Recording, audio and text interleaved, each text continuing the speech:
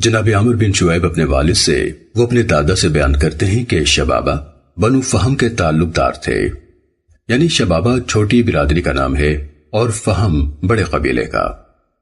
اور حدیث مثل سابق بیان کی۔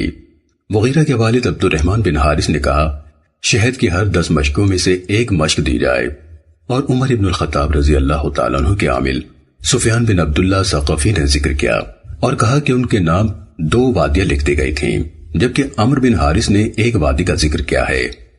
عبد الرحمن نے مزید کہا چنانچہ وہ لوگ وہی کچھ ادا کرتے رہے جو رسول اللہ صلی اللہ علیہ وسلم کو دیا کرتے تھے، اور یہ وادیاں انہی کے نام رہی۔ سنن ابو داود حدیث نمبر 1601۔ جناب عامر بن شعیب اپنے والد سے وہ اپنے دادا سے روایت کرتے ہیں کہ قبیلہ فہم کا ایک گروہ، اس کے بعد حدیث مغیرہ کی مانند بیان کیا، کہا 10 مشکوں میں سے ایک مشک دیتے تھے اور دونوں وادیاں انہی کے لیے مخصوص رہیں۔ سنن ابو داود حدیث نمبر 1602۔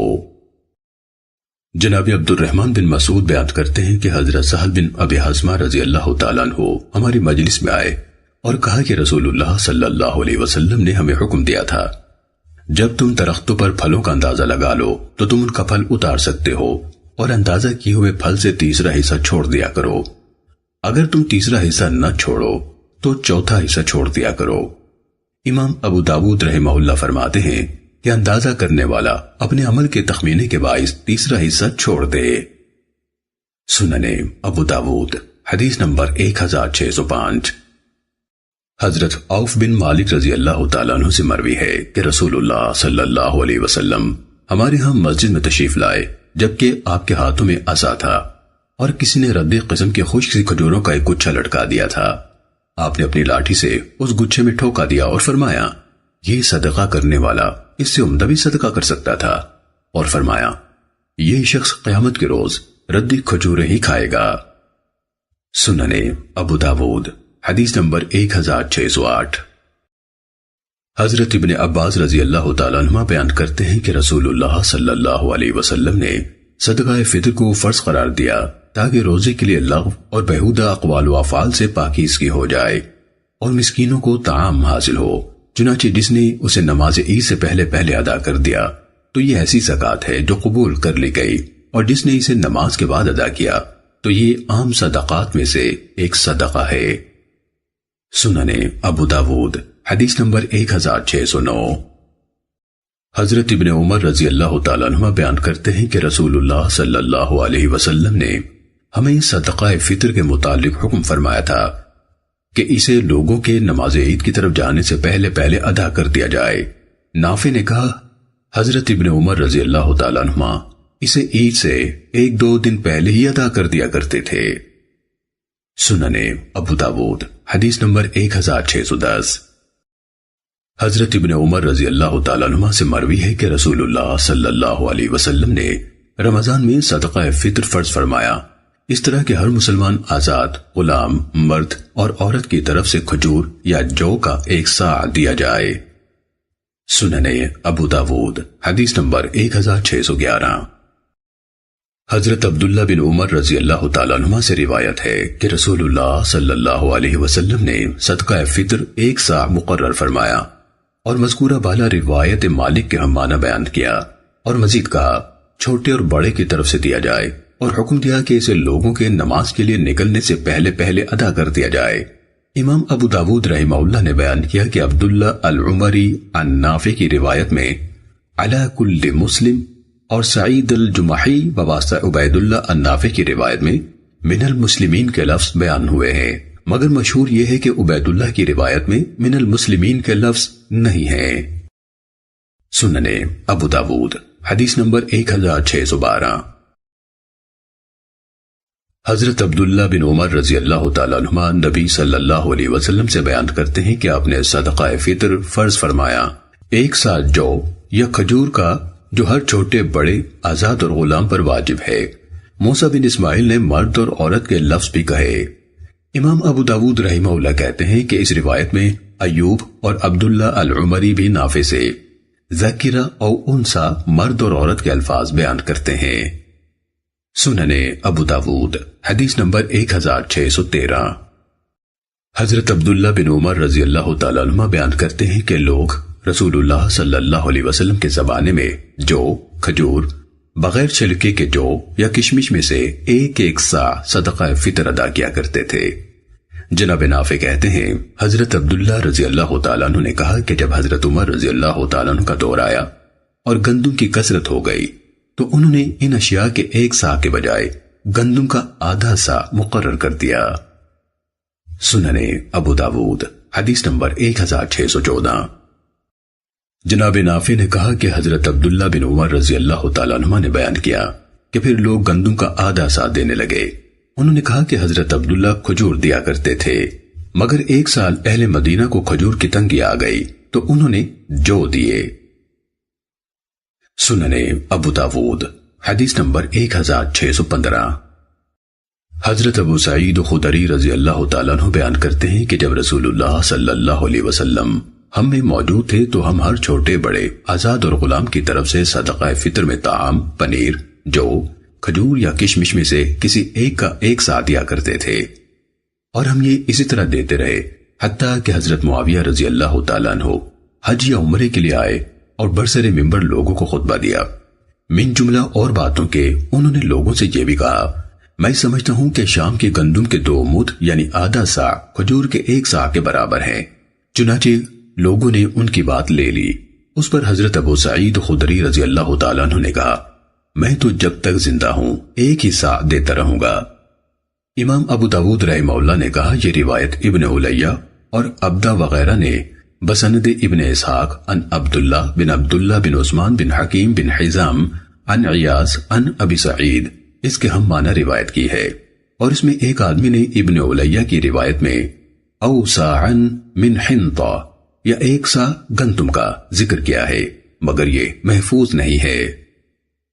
سننے ابو داود حدیث نمبر 1616۔ سیدنا ابو ہریرہ رضی اللہ تعالیٰ عنہ بیان کرتے ہیں کہ نبی صلی اللہ علیہ وسلم نے حضرت عمر ابن الخطاب رضی اللہ تعالیٰ عنہ کو صدقات وصول کرنے کے لیے بھیجا تو ابن جمیل، خالد بن ولید اور عباس نے زکوٰۃ نہ دی، تو رسول اللہ صلی اللہ علیہ وسلم نے فرمایا ابن جمیل تو اس بات کا بدلہ لیتا ہے کہ وہ فقیر تھا تو اللہ نے اس کو غنی کر دیا ہے، رہا خالد بن ولید تو تم اس پر ظلم کرتے ہو، اس نے تو اپنی زریں اور دیگر سامان اللہ عز و جل کی راہ میں دے دیا ہے، اور رہے عباس تو وہ رسول اللہ صلی اللہ علیہ وسلم کے چچا ہیں، ان کی زکوٰۃ مجھ پر ہے بلکہ اسی قدر اور بھی۔ پھر فرمایا کیا تجھے معلوم نہیں کہ انسان کا چچا اس کے باپ کے مثل ہوتا ہے؟ سننے ابو داود حدیث نمبر 1623۔ ابراہیم بن عطا کے والد سے روایت ہے کہ زیاد نے یا کسی اور امیر نے حضرت عمران بن حسین رضی اللہ تعالیٰ عنہ کو صدقات یعنی زکوٰۃ وصول کرنے کے لیے مقرر کیا۔ جب وہ واپس آئے تو امیر نے حضرت عمران رضی اللہ تعالیٰ عنہ سے پوچھا مال کہاں ہے؟ انہوں نے جواب دیا کیا آپ نے مجھے مال جمع کرنے کے لیے بھیجا تھا؟ ہم نے زکوٰۃ وصول کی جہاں سے رسول اللہ صلی اللہ علیہ وسلم کے زمانے میں لیا کرتے تھے، اور وہیں لگا دی جہاں رسول اللہ صلی اللہ علیہ وسلم کے دور میں لگایا کرتے تھے، یعنی علاقے کے اغنیاء سے لے کر وہاں کے فقراء اور مساکین میں تقسیم کر دی۔ سننے ابو داود حدیث نمبر 1625۔ بنو اسد کے ایک شخص سے مروی ہے، اس نے کہا میں اور میرے گھر والوں نے بقیع الغرقد یعنی موجودہ قبرستان مدینہ کے پاس پڑاؤ کیا، تو میرے گھر والوں نے مجھ سے کہا کہ رسول اللہ صلی اللہ علیہ وسلم کے پاس جاؤ اور آپ سے کچھ مانگ لاؤ کہ اسے ہم کھا سکیں، اور پھر وہ اپنی ضروریات گنوانے لگے۔ چنانچہ میں رسول اللہ صلی اللہ علیہ وسلم کی خدمت میں حاضر ہوا، میں نے آپ کے ہاں ایک شخص کو پایا جو آپ سے کچھ مانگ رہا تھا، اور آپ فرما رہے تھے میں کوئی ایسی چیز نہیں پاتا جو تمہیں دوں۔ پھر وہ آدمی پشت پھیر کر چلا گیا، اور وہ ناراض تھا اور کہہ رہا تھا قسم میری عمر کی، آپ جسے چاہتے ہیں دے دیتے ہیں۔ تو رسول اللہ صلی اللہ علیہ وسلم نے فرمایا یہ اس لیے مجھ پر غصہ ہو رہا ہے کہ میرے پاس کچھ نہیں ہے جو میں اسے دوں۔ تم میں سے جب کوئی سوال کرتا ہے حالانکہ اس کے پاس 40 درہم یا اس کے مساوی کچھ ہو تو اس نے چمٹ کر بیجا مانگا ہے۔ اس اسدی شخص نے بیان کیا میں نے کہا ہماری اونٹنی تو 1 اوقیہ سے بہت بہتر ہے، اور 1 اوقیہ 40 درہم کا ہوتا ہے۔ وہ کہتا ہے چنانچہ میں لوٹ آیا اور آپ سے کچھ نہ مانگا، اس کے بعد رسول اللہ صلی اللہ علیہ وسلم کے پاس جو اور کشمش آ گئی تو آپ نے اس میں سے ہمیں بھی عنایت فرمایا، یا اسی طرح سے کہا حتیٰ کہ اللہ تعالیٰ نے ہمیں غنی کر دیا۔ امام ابو داود رحمہ اللہ نے کہا ثوری نے ایسی ہی روایت کیا ہے جیسے کہ مالک نے کہا ہے۔ سنن ابو داود حدیث نمبر 1627۔ حضرت ابو سعید خدری رضی اللہ تعالیٰ عنہ بیان کرتے ہیں کہ رسول اللہ صلی اللہ علیہ وسلم نے فرمایا، جو شخص مانگے حالانکہ اس کے پاس ایک اوقیہ یعنی 40 درہم کے مساوی موجود ہو تو اس کا سوال الحاف ہے یعنی بیجا اصرار ہے۔ میں نے کہا میری یاقوتہ اونٹنی ایک اوقیہ سے بہت بہتر ہے۔ ہشام کی روایت میں ہے 40 درہموں سے بہت بہتر ہے، چنانچہ میں لوٹ آیا اور آپ سے کچھ نہ مانگا۔ ہشام کی روایت میں اضافہ ہے کہ رسول اللہ صلی اللہ علیہ وسلم کے دور میں ایک اوقیہ 40 درہم کا ہوتا تھا۔ سنن ابو داود حدیث نمبر 1628۔ حضرت سہل بن حنظلیہ رضی اللہ تعالیٰ عنہ بیان کرتے ہیں کہ عیینہ بن حصن اور اقرا بن حابس رضی اللہ تعالیٰ عنہما رسول اللہ صلی اللہ علیہ وسلم کی خدمت میں آئے اور آپ سے سوال کیا تو جو کچھ انہوں نے مانگا آپ نے انہیں دے دینے کا حکم دیا، اور حضرت معاویہ رضی اللہ تعالیٰ عنہ سے فرمایا کہ انہیں اس کی ایک تحریر دے دو، تو حضرت معاویہ رضی اللہ تعالیٰ عنہ نے ان دونوں کو جو انہوں نے مانگا لکھ دیا۔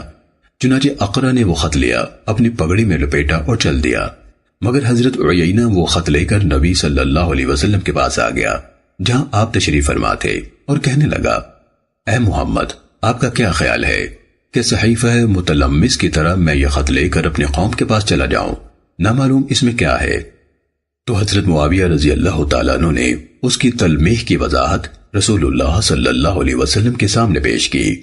اس کی تفصیل فوائد میں درج ہے۔ تب رسول اللہ صلی اللہ علیہ وسلم نے فرمایا، جو شخص مانگتا ہے حالانکہ بقدر کفایت اس کے پاس موجود ہو تو وہ اپنے لیے آگ ہی کا اضافہ کرتا ہے۔ نفیلی نے دوسری جگہ کہا جہنم کے انگارے زیادہ کرتا ہے۔ لوگوں نے کہا اے اللہ کے رسول، وہ کیا مقدار ہے جو انسان کو کافی ہوتی ہے اور سوال سے غنی بنا دیتی ہے؟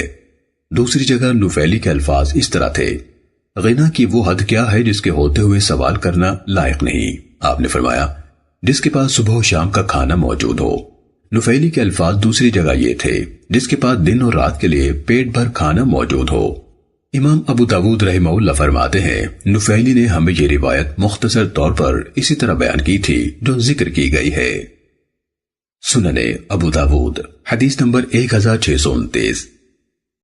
حضرت ابو ہریرہ رضی اللہ تعالیٰ عنہ سے مروی ہے رسول اللہ صلی اللہ علیہ وسلم نے فرمایا، مسکین وہ نہیں جسے ایک کھجور، 2 کھجور اور 1 لقمہ یا 2 لقمے پلٹا دیں، بلکہ مسکین وہ ہے جو لوگوں سے مانگتا نہ ہو اور نہ لوگوں کو اس کے بارے میں اندازہ ہو کہ اسے دیں۔ سنن ابو داود حدیث نمبر 1631۔ عبید اللہ بن عدی بن خیار سے منقول ہے، کہا کہ مجھے 2 آدمیوں نے بتایا کہ وہ دونوں حجۃ الوداع کے موقع پر رسول اللہ صلی اللہ علیہ وسلم کی خدمت میں حاضر ہوئے جبکہ آپ صدقہ تقسیم فرما رہے تھے۔ ان دونوں نے بھی آپ سے اس کا سوال کیا تو آپ نے ہمیں اوپر سے نیچے سر سے پاؤں تک دیکھا۔ آپ نے دیکھا کہ ہم دونوں طاقتور ہیں تو فرمایا اگر تم چاہو تو میں تمہیں دیے دیتا ہوں، مگر حقیقت یہ ہے کہ اس میں غنی اور طاقتور کما کھا سکنے والے کا کوئی حصہ نہیں۔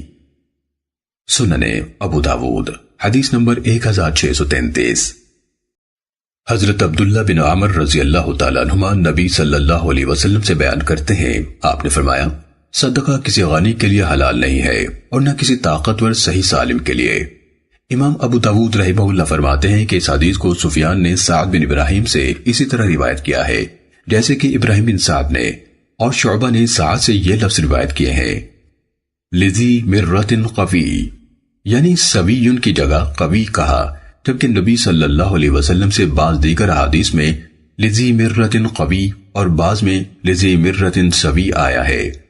عطا بن زہیر کہتے ہیں کہ میں حضرت عبداللہ بن عمر رضی اللہ تعالیٰ عنہ سے ملا تو ان کے لفظ تھے ان الصدقۃ لا تحل لقوی ولا لذی مرۃ سوی۔ سنن ابو داود حدیث نمبر 1634۔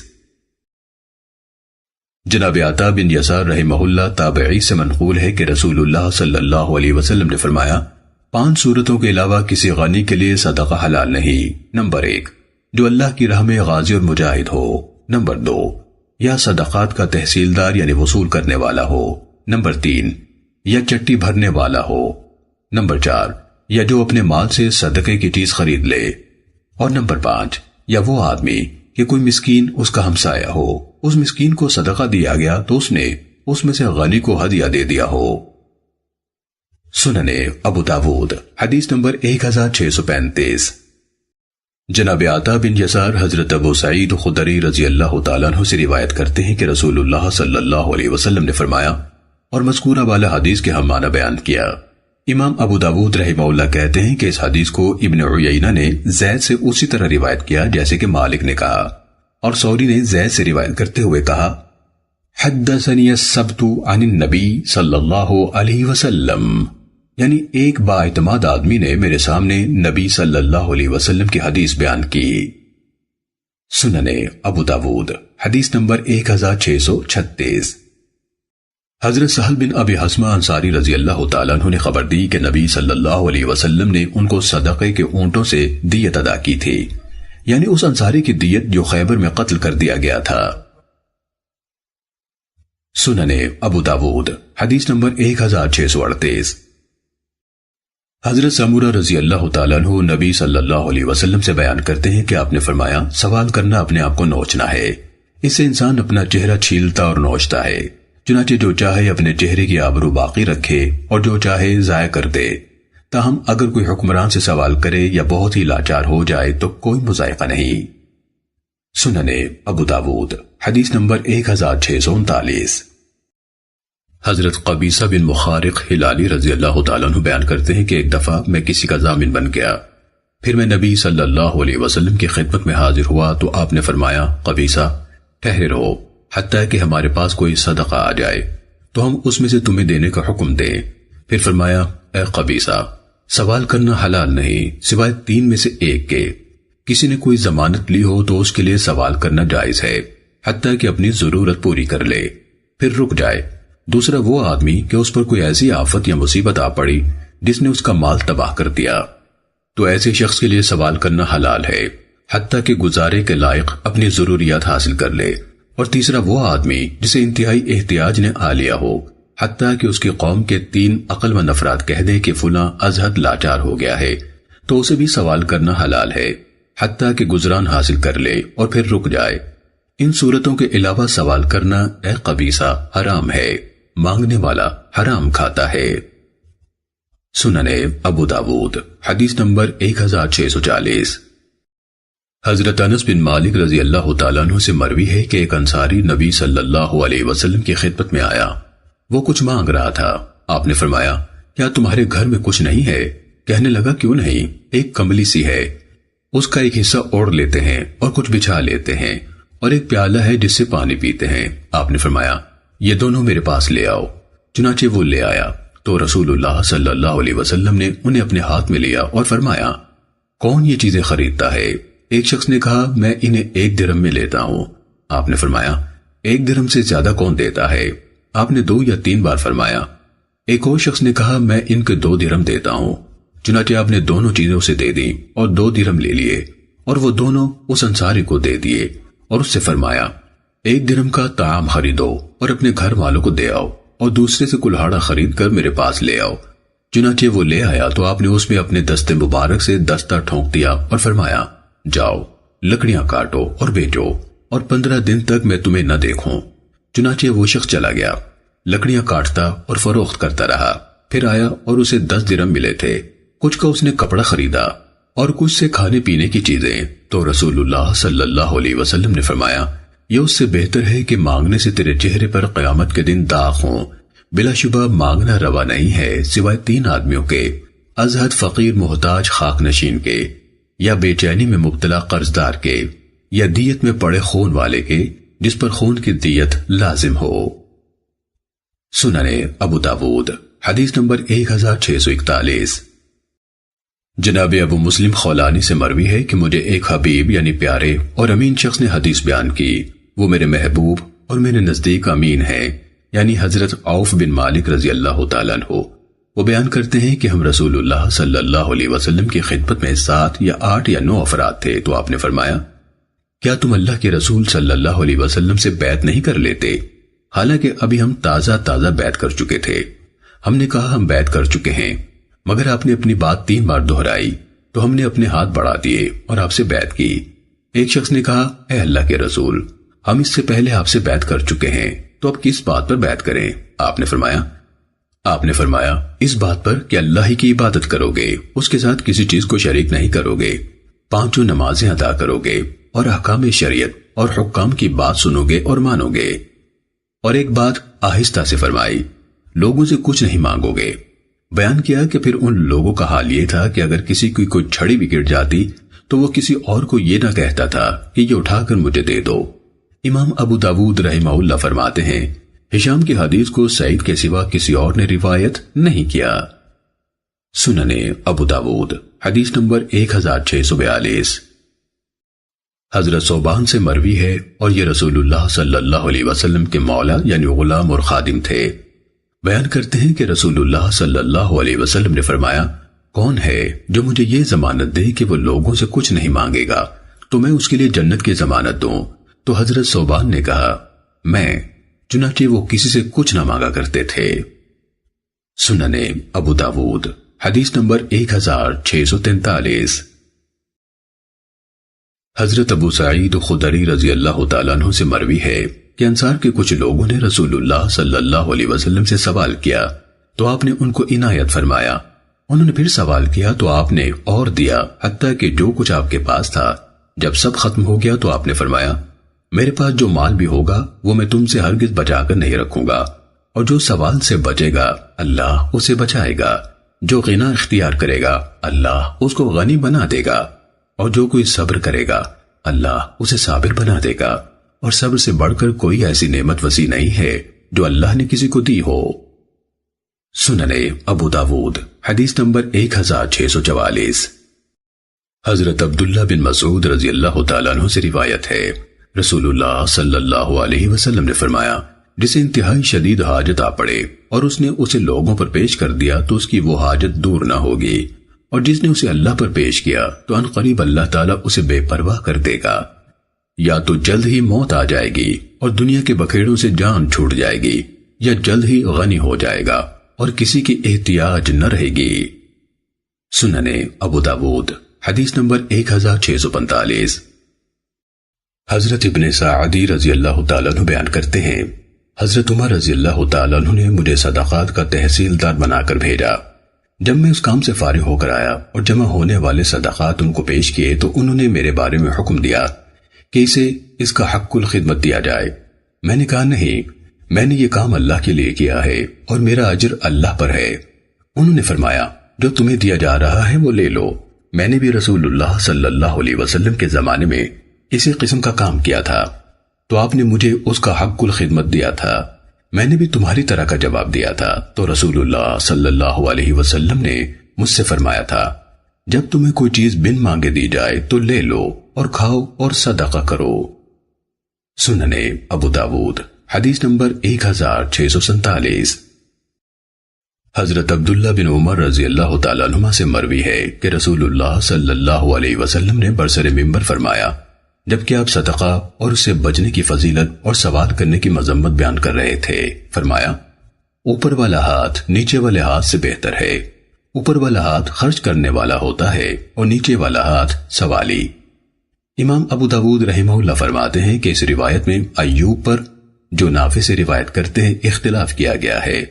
عبد الوارث نے کہا، اوپر والے ہاتھ سے مراد المتعففہ ہے، یعنی جو سوال نہ کرے، جبکہ بواسطہ حماد بن زید ایوب سے روایت کرنے والے اکثر حضرات اوپر والے ہاتھ سے مراد المنفقہ یعنی خرچ کرنے والا بیان کرتے ہیں۔ حماد سے صرف ایک راوی مسدد بن مسرحد نے المتعففہ ذکر کیا ہے۔ سنن ابو داود حدیث نمبر 1648۔ حضرت مالک بن نزلہ رضی اللہ تعالیٰ عنہ سے روایت ہے، رسول اللہ صلی اللہ علیہ وسلم نے فرمایا، ہاتھ 3 طرح کے ہیں، ایک ہاتھ اللہ کا ہے جو سب سے اوپر ہے، دوسرا دینے والے کا ہے جو اس کے بعد ہے، اور سائل کا ہاتھ سب سے نیچے ہے، لہٰذا جو زائد ہو وہ دے دو اور اپنے نفس کے سامنے عاجز مت بنو، یعنی اس کا کہا مت مانو۔ سننے ابو داود حدیث نمبر 1649۔ ابن ابی رافع حضرت ابو رافع رضی اللہ تعالیٰ عنہ سے روایت کرتے ہیں کہ نبی صلی اللہ علیہ وسلم نے بنی مخزوم کے ایک شخص کو صدقات کے لیے مقرر کیا۔ اس نے ابو رافع سے کہا میرے ساتھ چلو، تمہیں بھی اس سے حصہ ملے گا۔ اس نے کہا پہلے میں نبی صلی اللہ علیہ وسلم کے پاس سے ہو آؤں اور آپ سے پوچھ لوں۔ چنانچہ وہ آپ کی خدمت میں آیا اور آپ سے پوچھا تو آپ نے فرمایا قوم کا مولا یعنی آزاد شدہ غلام انہی میں سے ہوتا ہے اور ہمارے لیے صدقہ حلال نہیں ہے۔ سننے ابو داود حدیث نمبر 1650۔ حضرت انس رضی اللہ تعالیٰ عنہ سے منقول ہے کہ نبی صلی اللہ علیہ وسلم کسی گری پڑی کھجور کے پاس سے گزرتے تو اس کو اٹھا لینے سے صرف اس لیے گریز کرتے کہ کہیں صدقے کی نہ ہو۔ سننے ابو داود حدیث نمبر 1651۔ حضرت انس رضی اللہ تعالیٰ عنہ سے مروی ہے کہ نبی صلی اللہ علیہ وسلم نے کسی راستے میں ایک کھجور پائی تو فرمایا اگر مجھے یہ اندیشہ نہ ہوتا کہ یہ صدقے کی ہوگی تو میں اسے کھا لیتا۔ امام ابو داود رحمہ اللہ کہتے ہیں کہ اسے ہشام نے قتادہ سے اسی طرح روایت کیا ہے۔ سننے ابو داود حدیث نمبر 1652۔ حضرت انس رضی اللہ تعالیٰ عنہ بیان کرتے ہیں کہ نبی صلی اللہ علیہ وسلم کی خدمت میں گوشت پیش کیا گیا تو آپ نے پوچھا یہ کیا ہے؟ کہنے لگے بریرہ کو صدقہ دیا گیا تھا، یہ اسی میں سے ہے۔ آپ نے فرمایا وہ اس کے لیے صدقہ اور ہمارے لیے ہدیہ ہے۔ سننے ابو داود حدیث نمبر 1655۔ حضرت بریدہ رضی اللہ تعالیٰ عنہ سے مروی ہے کہ ایک عورت رسول اللہ صلی اللہ علیہ وسلم کی خدمت میں آئی اور کہنے لگی کہ میں نے اپنی والدہ کو ایک لونڈی بطور صدقہ دی تھی، جبکہ والدہ اب فوت ہو گئی ہے اور وہ لونڈی اپنے ترکے میں چھوڑ گئی ہے۔ آپ نے فرمایا تیرا اجر و ثواب ثابت ہو گیا اور وہ لونڈی وراثت میں تجھے لوٹ آئی۔ سننے ابو داود حدیث نمبر 1656۔ حضرت عبداللہ بن مسعود رضی اللہ تعالیٰ عنہ بیان کرتے ہیں کہ ہم لوگ رسول اللہ صلی اللہ علیہ وسلم کے زمانے میں الماعون سے مراد یہ لیتے تھے کہ کسی کو استعمال کی غرض سے عاریتن ڈول دے دیا یا ہنڈیا دے دی۔ سننے ابو داود حدیث نمبر 1657۔ حضرت ابو ہریرہ رضی اللہ تعالیٰ عنہ بیان کرتے ہیں رسول اللہ صلی اللہ علیہ وسلم نے فرمایا جو کوئی صاحب خزانہ اس کا حق ادا نہ کرتا رہا ہو تو اللہ تعالیٰ قیامت کے روز اس مال کو اس طرح کر دے گا کہ جہنم کی آگ سے اسے تپایا جائے گا، پھر اس سے اس کے مالک کی پیشانی، پہلو اور کمر کو داغا جائے گا، حتیٰ کہ اللہ تعالیٰ اپنے بندوں میں فیصلہ فرمائے گا اس روز کہ جس کی طوالت یعنی لمبائی تمہارے شمار سے 50,000 سال ہے۔ اس کے بعد وہ اپنی راہ دیکھے گا جنت کی طرف یا جہنم کی طرف، اور جو کوئی بکریوں والا ان کا حق ادا نہ کرتا رہا تھا تو قیامت کے روز ان بکریوں کو لایا جائے گا اس سے زیادہ فربہ حالت میں جتنی کہ وہ پہلے تھیں، اور اسے ایک صاف چٹیل میدان میں اوندھا لٹا دیا جائے گا، چنانچہ وہ بکریاں اسے اپنے سینگوں سے مارنا اور اپنے کھروں سے روندنا شروع کریں گی، اور ان میں کوئی بھی مڑے ہوئے سینگوں والی یا بے سینگوں کے نہ ہوگے۔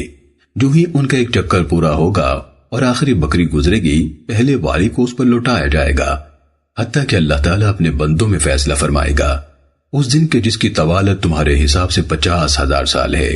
اس کے بعد اپنی راہ دیکھے گا جنت کی طرف یا جہنم کی طرف، اور جو کوئی اونٹوں والا ان کا حق ادا نہ کرتا رہا تھا تو قیامت کے روز انہیں لایا جائے گا اس سے زیادہ فربہ حالت میں جتنے کہ وہ اس سے پہلے تھے، اور مالک کو ایک صاف چٹیل میدان میں اوندھا لٹا دیا جائے گا، اور پھر وہ اسے اپنے پیروں سے روندنا شروع کریں گے۔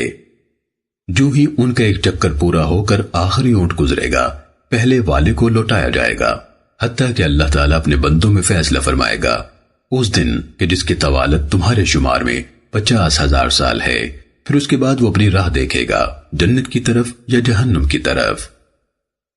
سننے ابو داود حدیث نمبر 1658۔ حضرت ابو ہریرہ رضی اللہ تعالیٰ عنہ نے نبی صلی اللہ علیہ وسلم سے اسی کی مانند بیان کیا، اور اونٹوں کے بیان میں جو ذکر ہوا کہ جو ان کے حق ادا نہ کرتا رہا تھا کے بعد کہا، اور ان کے حق میں سے یہ ہے کہ جس دن انہیں پانی پلانے کے لیے لائے ان کا دودھ دوہے۔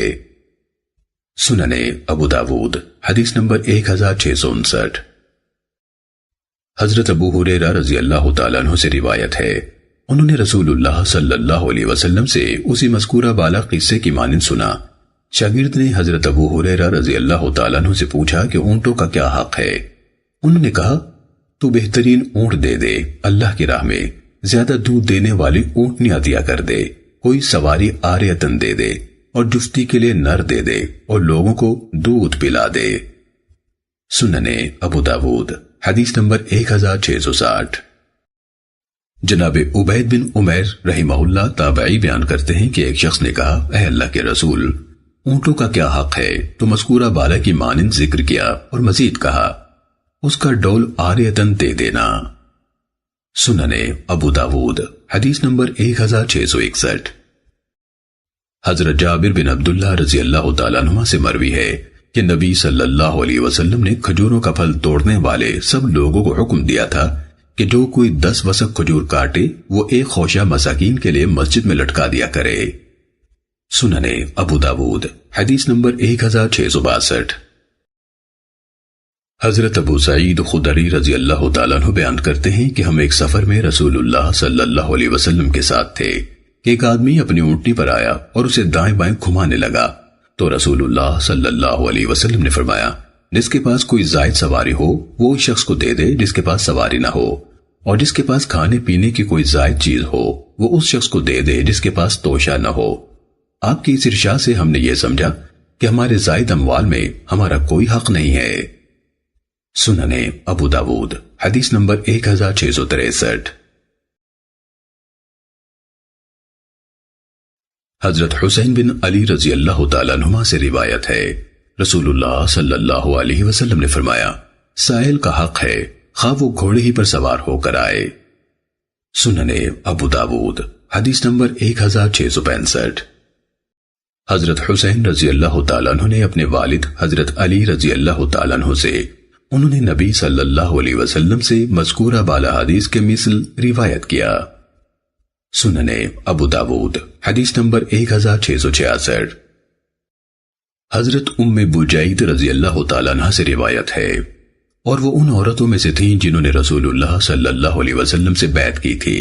انہوں نے کہا، اے اللہ کے رسول، اللہ کے آپ پر رحمت نازل ہو، مسکین میرے دروازے پر آ کھڑا ہوتا ہے اور میرے پاس اسے دینے کو کچھ نہیں ہوتا جو میں اسے دوں۔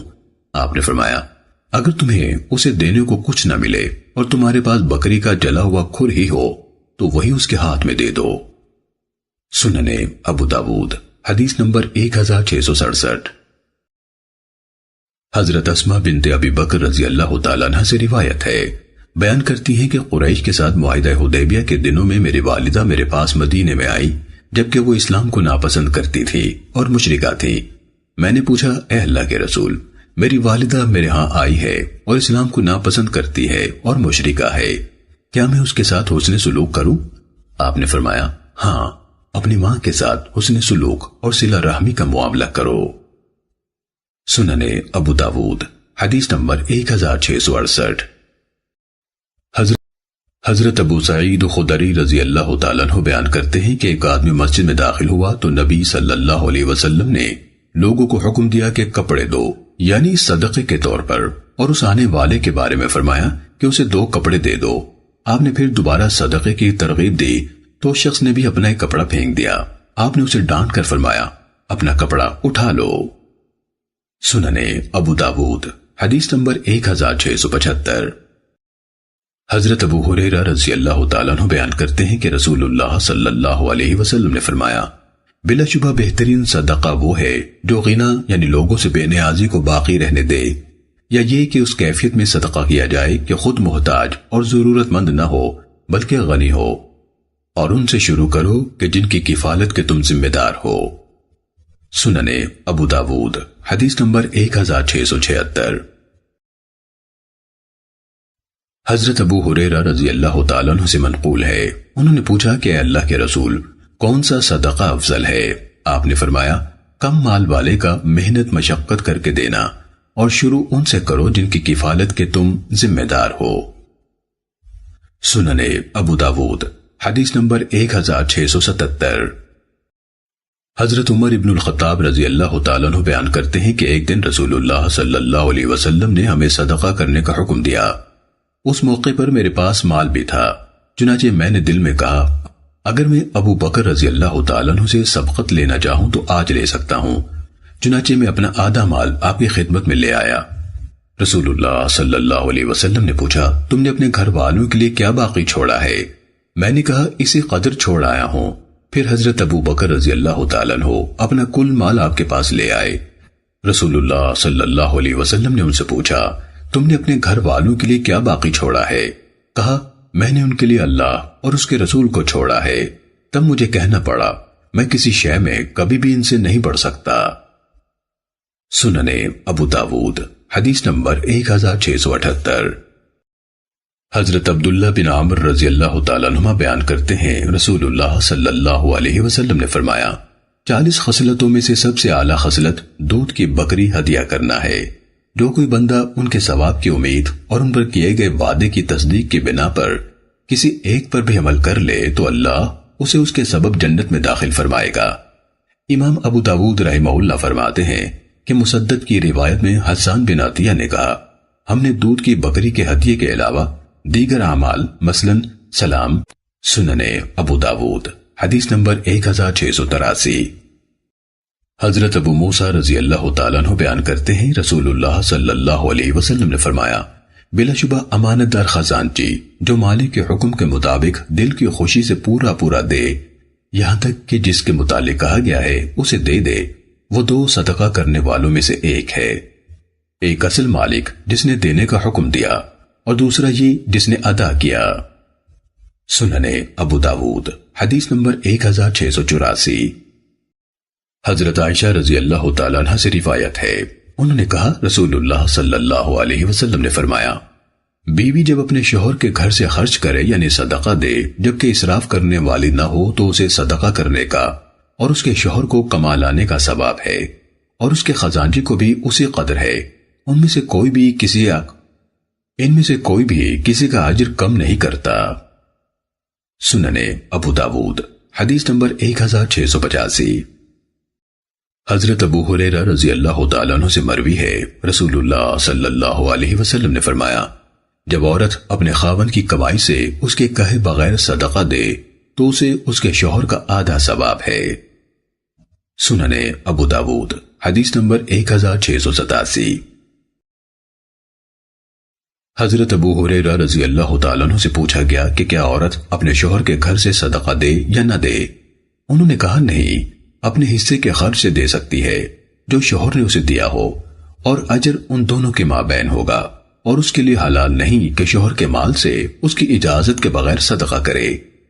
امام ابو داود رحمہ اللہ کہتے ہیں کہ حضرت ابو ہریرہ رضی اللہ تعالیٰ عنہ کا یہ فتویٰ گویا سابقہ حدیث حمام کی تضعیف ہے۔ سننے ابو داود حدیث نمبر 1688۔ حضرت انس رضی اللہ تعالیٰ عنہ بیان کرتے ہیں کہ جب آیت کریمہ لن تنالوا البر حتى تنفقوا مما تحبون نازل ہوئی تو حضرت ابو طلحہ رضی اللہ تعالیٰ عنہ نے کہا اے اللہ کے رسول، میں سمجھتا ہوں کہ ہمارا رب ہم سے ہمارے مال مانگتا ہے، تو آپ گواہ رہیں کہ میں نے اپنی اریحا والی زمین اللہ کے لیے دی۔ تو رسول اللہ صلی اللہ علیہ وسلم نے فرمایا اسے اپنے قرابت داروں میں تقسیم کر دو۔ چنانچہ انہوں نے اسے حسان بن ثابت اور ابی بن کعب رضی اللہ عنہما میں تقسیم کر دیا۔ امام ابو داود رحمہ اللہ فرماتے ہیں کہ مجھے انصاری محمد بن عبداللہ سے یہ بات پہنچی ہے کہ حضرت ابو طلحہ رضی اللہ تعالیٰ عنہ کا نسب یوں ہے ابو طلحہ زید بن سہل بن اسود بن حرام بن عمر بن زید منات بن عدی بن عمر بن مالک بن نجار، اور حضرت حسان رضی اللہ تعالیٰ عنہ کا نسب اس طرح ہے حسان بن ثابت بن منذر بن حرام۔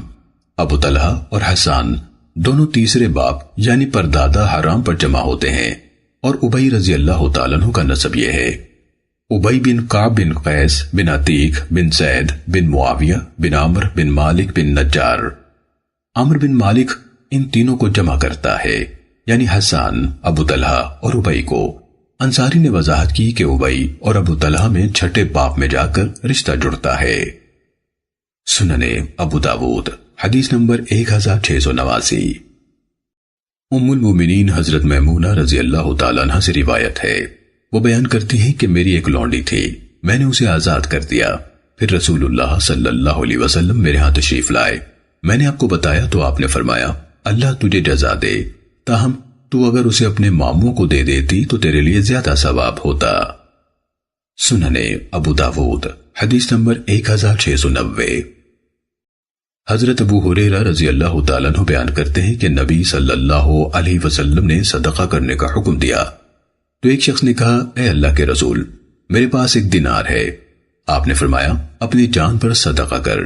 کہنے لگا میرے پاس دوسرا ہے۔ فرمایا اپنے بچے پر صدقہ کر۔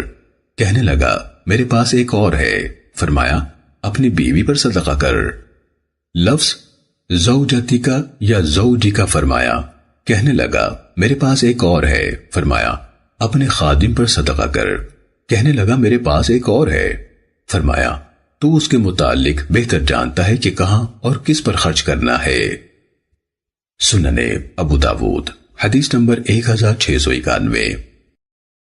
حضرت عبداللہ بن عمر رضی اللہ تعالیٰ عنہ بیان کرتے ہیں رسول اللہ صلی اللہ علیہ وسلم نے فرمایا انسان کے گنہگار ہونے کے لیے یہی عمل کافی ہے کہ جن کے رزق و اخراجات کا یہ ذمہ دار ہو انہیں ضائع کر دے۔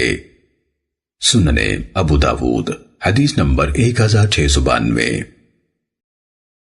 حضرت انس رضی اللہ تعالیٰ عنہ کا بیان ہے رسول اللہ صلی اللہ علیہ وسلم نے فرمایا جسے یہ بات اچھی لگتی ہو کہ اس کا رزق فراخ اور عمر طویل ہو تو اسے چاہیے کہ اپنے عزیز و اقارب سے میل ملاپ رکھے۔ سنن ابو داود حدیث نمبر 1693۔ حضرت عبد الرحمن بن عوف رضی اللہ تعالیٰ عنہ بیان کرتے ہیں کہ میں نے رسول اللہ صلی اللہ علیہ وسلم سے سنا، آپ فرماتے تھے اللہ تعالیٰ فرماتا ہے میں رحمان ہوں، یعنی بے انتہا رحم کرنے والا، اور یہ قرابت داریاں جسے کہ رحم کہتے ہیں اس کا لفظ میں نے اپنے نام سے نکالا ہے، تو جو اپنے عزیز قرابت داروں سے میل جول رکھتا ہے یعنی صلہ رحمی کرتا ہے میں اس سے جڑتا ہوں، اور جو اس کو کاٹتا ہے توڑتا ہے تو میں اس سے کٹ جاتا ہوں۔ سنن ابو داود حدیث نمبر 1694۔ محمد بن متوکل اسقلانی کی سند سے مروی ہے کہ عبد الرحمن بن عوف رضی اللہ تعالیٰ عنہ نے رسول اللہ صلی اللہ علیہ وسلم سے سنا اور مذکورہ بالا حدیث کے ہم معنی روایت کیا۔ سنن ابو داود حدیث نمبر 1695۔ حضرت جبیر بن مطعم رضی اللہ تعالیٰ عنہ سے مروی ہے، وہ نبی صلی اللہ علیہ وسلم سے بیان کرتے ہیں کہ آپ نے فرمایا قطع رحمی کرنے والا جنت میں داخل نہیں ہوگا۔ سنن ابو داود حدیث نمبر 1696۔ حضرت عبداللہ بن عمر رضی اللہ تعالیٰ عنہ سے مروی ہے رسول اللہ صلی اللہ علیہ وسلم نے فرمایا بدلے میں میل ملاپ کرنے والا صلہ رحمی کرنے والا نہیں ہے، بلکہ صلہ رحمی کرنے والا وہ ہے جو توڑے جانے والے رشتے کو جوڑے۔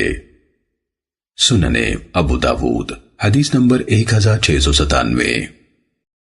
حضرت عبداللہ بن عمر رضی اللہ تعالیٰ عنہ سے مروی ہے کہ رسول اللہ صلی اللہ علیہ وسلم نے خطبہ دیا اور فرمایا اپنے آپ کو حرص و بخل سے بچاؤ، تم سے پہلے لوگ اسی وجہ سے ہلاک ہوئے، یعنی حرص نے ان کو حکم دیا تو وہ بخل کرنے لگے، قطع رحمی کا حکم دیا تو قرابت توڑ لی، اور بدکاری کا حکم دیا تو بدکاری کرنے لگے۔ سنن ابو داود حدیث نمبر 1698۔